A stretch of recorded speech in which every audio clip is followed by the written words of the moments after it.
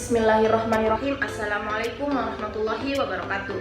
Sebelumnya, perkenalkan, nama saya Nur Alfa Idris dari Prodi Hukum Tata Negara kelompok 6. Saya akan membawakan suatu materi, yaitu negara yang menganut perbedaan dan sejarah terbentuknya negara tersebut. Yang pertama, negara federal, dan yang kedua, negara kesatuan, dan yang ketiga, negara konfederal. Adapun yang pertama yaitu negara federal. Negara federal ditandai dengan pemisahan kekuasaan negara antara pemerintahan nasional dengan unsur-unsur kesatuannya, atau negara bagian provinsi, republik, dan kawasan atau wilayah. Pembagian kekuasaan ini dicantumkan ke dalam konstitusi Undang-Undang Dasar. Sistem pemerintahan federal sangat cocok dalam negara-negara yang memiliki kawasan kedaulatan tetap berada di tangan pemerintah federal, yaitu dengan monopoli hak untuk mengatur angkatan bersenjata. Kedaulatan ke dalam keluar. Di dalam negara federasi, hak pemerintah federal bukan negara-negara bagian.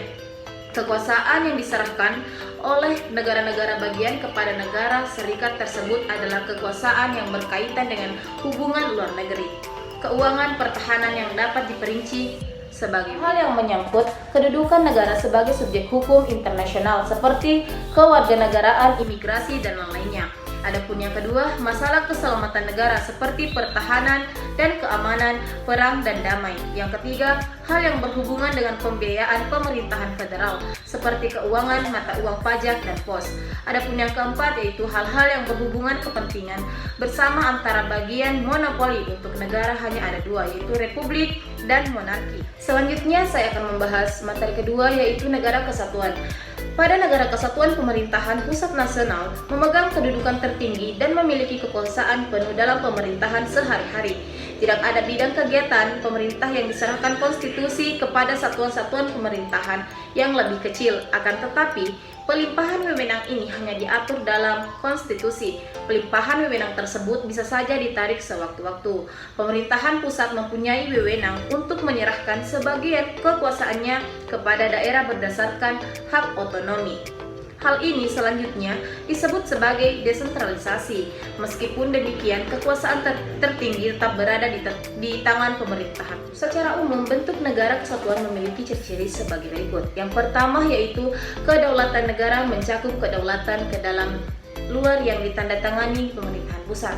Yang kedua, negara hanya memiliki satu undang-undang dasar, satu kepala negara, satu dewan menteri, dan satu dewan perwakilan rakyat. Dan yang ketiga, hanya ada satu kebijakan yang menyangkut persoalan politik, ekonomi, sosial budaya, serta pertahanan dan keamanan negara. Negara kesatuan dan sistem sentralisasi mempunyai keuntungan dan kelemahan masing-masing. Adapun keuntungannya, yang pertama yaitu di seluruh daerah terdapat peraturan yang sama, dan yang kedua, terdapat kesederhanaan hukum karena hanya satu lembaga yang berwenang membuatnya.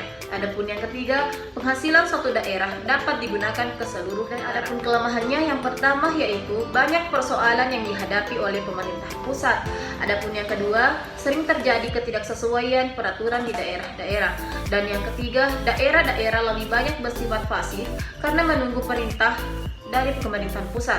Dan yang keempat, kurangnya tanggung jawab di daerah-daerah terhadap perkembangan daerah itu sendiri. Dan yang kelima, melemahnya sendiri-sendiri pemerintah demokrasi karena kurang inisiatif. Adapun materi terakhir yaitu negara konfederal. Negara konfederal adalah negara yang terdiri atas persatuan beberapa negara yang berdaulat.